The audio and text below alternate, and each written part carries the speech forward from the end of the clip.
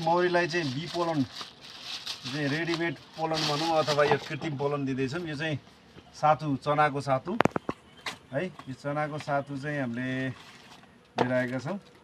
अब यसमा चाहिँ यो एउटा बिग्रेको ढक्कन, त्यहीमाथि बोरा, यो खेर नजाओस् भनेर।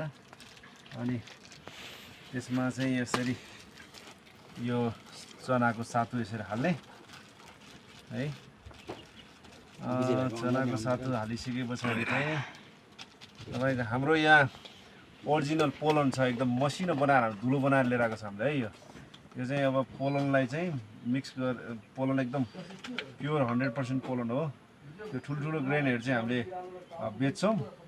सानो सानो त्यसमा मसिनो हुन्छ नि, फिल्टरेसन हामीले काम गर्दाखेरि त्यसमा भएको चाहिँ यो चाहिँ मसिनो अथवा ठुलो पोलनलाई पनि मसिनो बनाउनु मिल्छ। यसरी मिक्सरमा पेलेर यसलाई मिक्स गरिसकेपछि चाहिँ सुरुको बेलामा चाहिँ मौरीले यो सर्लक्क लिन आउँछ यसमा है। यसरी मिक्स गरेर यो टपिङ गरिदिइसके पछाडि अहिले एकछिनमा मौरी सरर झुकिन्छ है त। तपाईँलाई म अर्को देखाउँछु है त।